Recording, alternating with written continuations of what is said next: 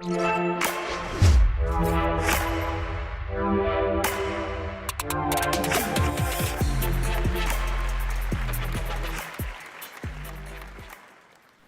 science fiction writer William Gibson said, "The future is already here. It's just not evenly distributed." Being here in Canada, in Toronto, the past 36 hours, I feel like I am visiting the future, a future that I want to live in. A future where we connect around our shared human experience and at the same time celebrate the diversity and the unique differences that give richness to our lives. And that fills me with great hope, especially at a time when it feels as though humanity is at an inflection point and we're facing so much global uncertainty. The digital world is reshaping our physical world, and it's reminding us that as bits go, so do atoms. We are amongst a privileged few that hold what is arguably humanity's greatest invention and technology in our hands. And while it's given us the modern world that we marvel at, we've also begun to question if it may bring about our demise. The velocity of change, technological, ideological, societal even, has left most of us reeling, and it's leaving many of us behind. We look on with awe and the occasional shock and horror, rejoicing and despairing at how technology amplifies the highest side of our nature and our darkest impulses. And some of us wonder if we're at a crossroads of utopian or dystopian futures, to which the answer always seems to be a resounding yes. Virtually everything's being refactored. The way that we connect and communicate, the way we make love and war, the way we govern ourselves or not, the way we work, whether we work, and if the future of work is that work is finished, then maybe our core identities are being refactored too. It's raising the most basic of questions, like who am I? Who's in my tribe? Who has a right to belong? What is the story of us? And for us as technologists, entrepreneurs and business leaders, I believe it raises the question, what is our highest purpose in this world? What is our role in building a good society? What does responsible innovation in this era mean exactly? And how do we bring more of our humanity to the way that we do business and innovate? And conversely, how do we bring the advantages of business and technology to all of humanity? Well, I've come to believe that the answer to these questions lies in our most deeply and dearly held values and beliefs, and in our dreams. So I'm going to talk about the most hopeful truth that I know, how one dream can transform a million, even a billion realities, how that's all that ever has. History has shown us time and again that those who dream the boldest win the future. And that's true for individuals, for startups, for corporations, and even nation states. And it's why dreams are considered such serious business in Silicon Valley. Connecting the dots on my life helped me realize just how much dreams had shaped my own journey, a journey that's led me to the front lines of the tech revolution, and a journey that began on the front lines of war.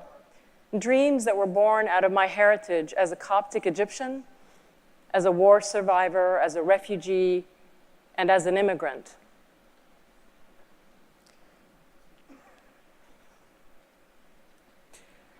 The war was Black September, and without warning, it brought a darkness to our door. We came home to find that we had become human shields for the refugee and the rebel soldiers that had taken station on the roof of our home. And when the bullets and the bombs came, we would run to a hole in the ground, and we would sit in that darkness not knowing what was going to happen to us. Minutes became hours, hours became days. And when we came out again, everything familiar to us had been torn apart. I remember seeing bullets in the headboard of my parents' bed, of opening the closet and seeing bullet holes in my sister's dress. My last memory was running with my classmates. One minute we were running to play, and the next we were running for our lives as army tanks opened fire on our one-room schoolhouse. I was 5 years old, and I looked up and found myself running alone, terrified I'd never see my family again. But I was one of the lucky ones. I found my family, and we escaped into the countryside and eventually made our way to Beirut. And then civil war found its way to our door again. And again we escaped, this time finding refuge in the United States. And again we were the lucky ones. We brought great hope for building a new life in a new land. But I quickly saw that hope turn to struggle. My parents were educated and resourceful, but they couldn't find work. We didn't have a place to live. And again, we were one of the lucky ones. There were kind people who helped us in the worst of times. There was always a look in their eyes I didn't understand, an expression on my parents' face that I had never seen before, and a feeling that I'd never experienced. It's taken me the better part of a lifetime to realize that that look in those nice people's eyes was pity. That the expression on my parents' face was their dignity being chipped away. That feeling I didn't know how to explain to myself as a child was shame. And I came to understand how a crippling experience can make us think that it is us who is crippled. How our extraordinary circumstances can make us think that we are extraordinary. And then I began to understand that neither are true. That just because your situation is broken, it doesn't mean that you are. And I often think about that classroom and I wonder what happened to my classmates. What I've also come to understand is that the access to opportunity I received is likely the most important difference between us as human beings. And I'm reminded of that every time I see struggle. I wonder how lack of access has shaped that person's identity and their sense of possibility. When I see images of today's refugees, I'm reminded of the running and the fleeing. I'm reminded of the fine line that divides us. And I'm reminded that it's a line that we all walk. War, violence, and persecution have uprooted over 65 million people, more than the last 70 years, more than in all of World War II. And once again, bearing witness to Canada's humane, aspirational, and pragmatic response to this crisis makes me feel like I'm visiting a future that I want to live in. Those experiences also made me dream of a better future, and they shaped my most dearly held values and beliefs. I dreamt of a world that understands that pity is the enemy of compassion. I dreamt of a world that understands the dignity, that regards dignity as an inalienable human right. I dreamt of a world that understands that talent is universal, but opportunity is not. Most of all, I dreamt of a world that understands that a cornerstone of justice is fair access. And I came to Silicon Valley with those dreams and a computer science degree. I believed technology could enable that kind of fair access, that maybe it could put a little bit of power into the hands of people who didn't have it, people like my family. That was the future I wanted to help create. A future that I'm proud to say is a growing part of our present. Today, half the planet has access to the world's body of information. And as we know, information is power.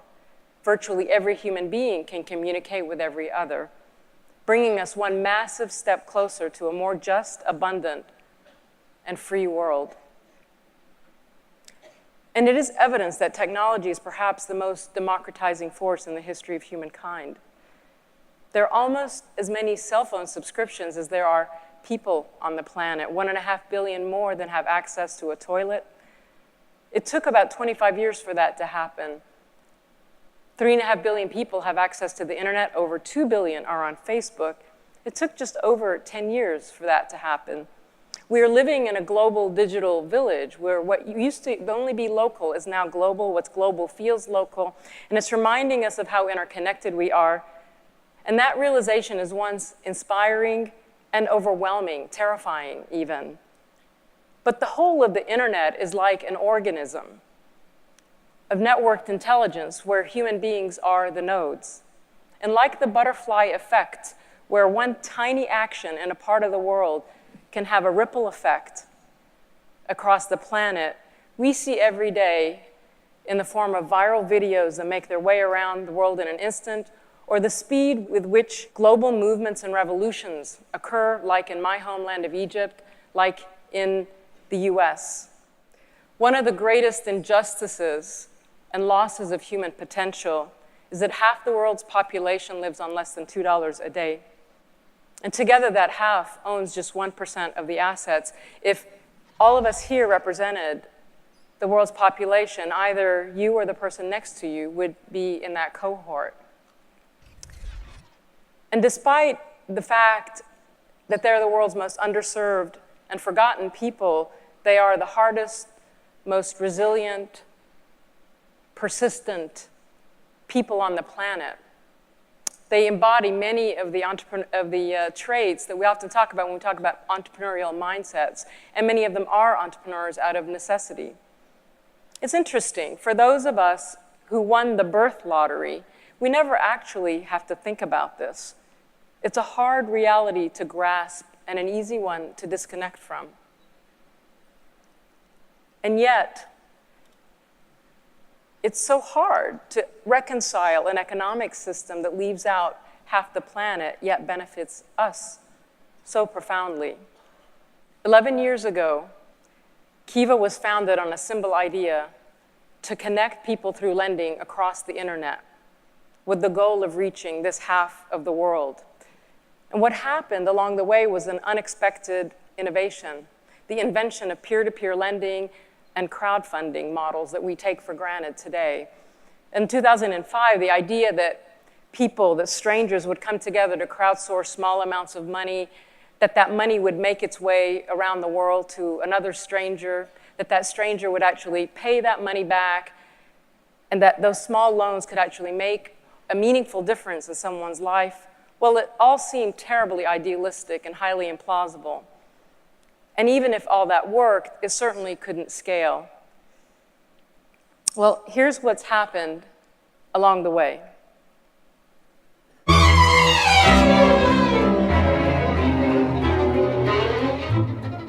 This is a time-based data visualization of actual loans being made and repaid. Each light missile is a person-to-person flow of money. In most cases, $25 at a time. In every case, one person at a time. In its first year, Kiva delivered 1 million in loans from 3,000 people. And today, 1 million in loans is made every 3 or 4 days. A loan is made every 4 or 5 seconds.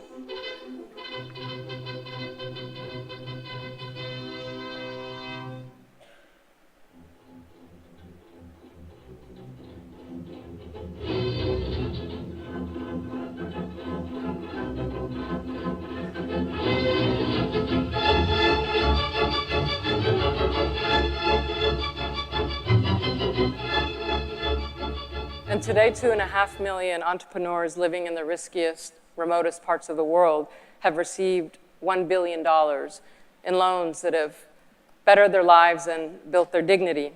And those loans are funded by citizen lenders like us across 190 countries. In fact, Canada is only second after the US for having the most lenders in the world. 97% of those loans have been repaid in full, flipping the conventional wisdom of risk and bank lending on its head. And over 80% of those entrepreneurs are women. It's women like Kiva's first borrower, Elizabeth Omala, or the godmother of crowdfunding, as I like to think of her. She's a fishmonger from Uganda, and she was also a widowed mother of 5. And she sells fish by the roadside but couldn't afford to send her children to school. And like a good entrepreneur, she had a dream of growing her business and her profits, but couldn't get access to the capital that she needed.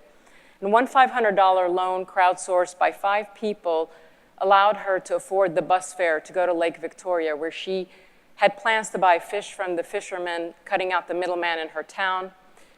One loan, one bus ride, one refrigerator. She began buying greater volumes of fish. She scaled her business, increased her profit, and in less than a year, she'd repaid that loan and had begun sending her children to school.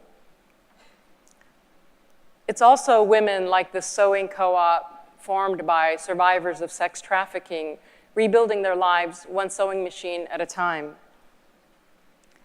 And when no bank would give her a loan, Teresa Goins, 40 people from all over the world took a bet on Teresa, her dream to start Old School Cafe, a youth-run supper club in the most dangerous neighborhood in San Francisco, all because she wanted to give former gang members and at-risk kids who had tangled with the law a second chance.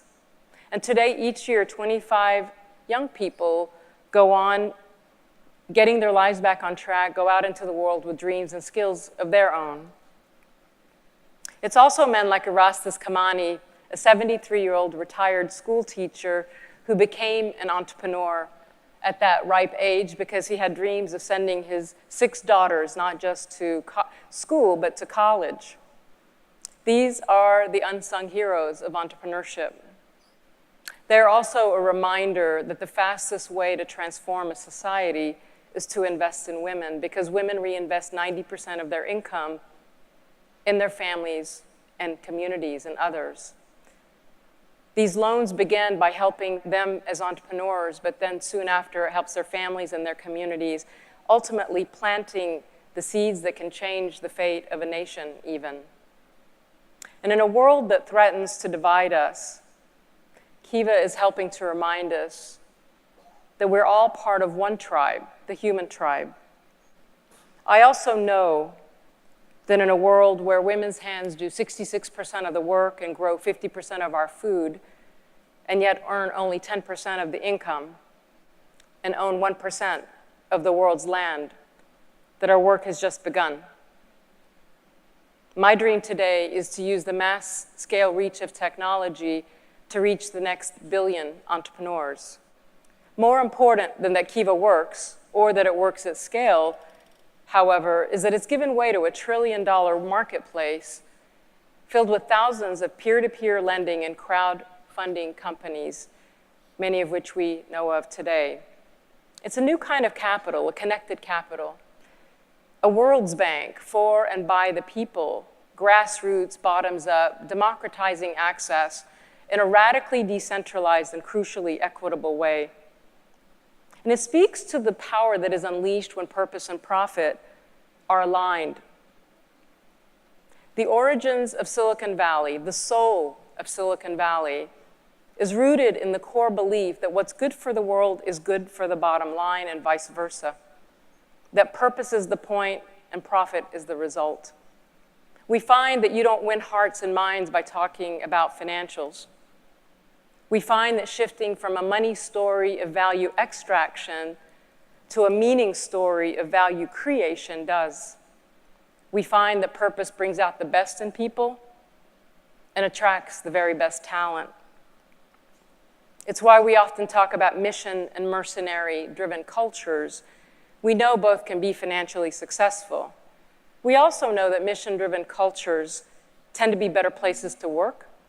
They engender a fierce sense of loyalty amongst employees and customers. Often they create movements.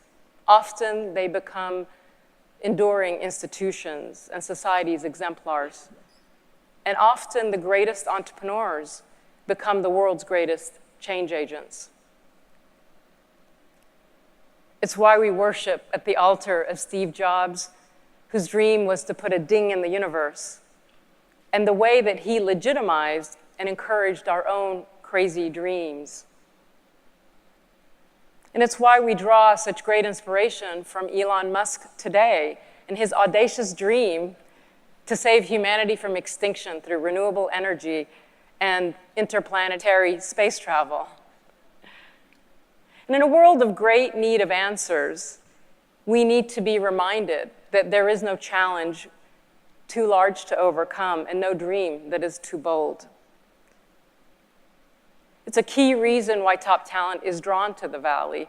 There's a permission to dream, to risk, to fail, to try again without the stigma of being a failure. And the younger people are, the more they expect, especially the much talked about millennials, who have made explicit our universal hunger for meaning.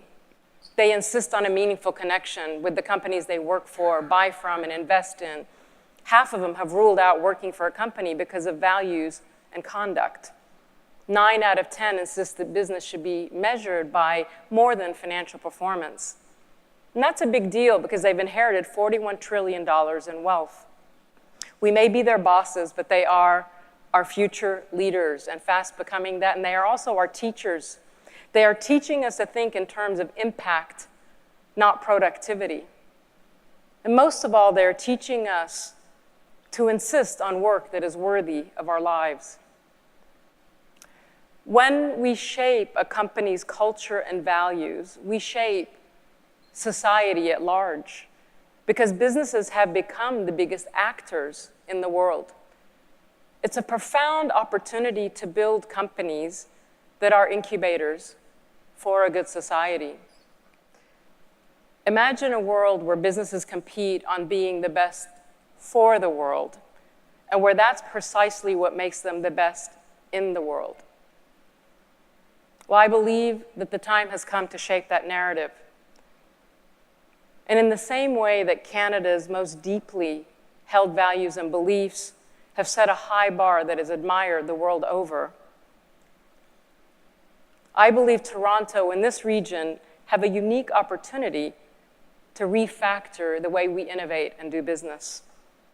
So I hope you'll join me in asking and answering, how do we align our vision for business and technology with a vision for all of humanity? Because the future that we are co-creating depends on it.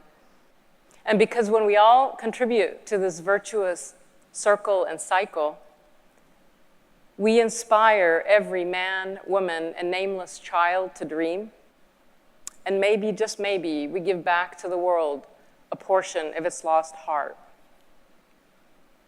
One dream can transform a million, even a billion realities. It's all that ever has. And that's the most hopeful truth I know. Thank you so very much.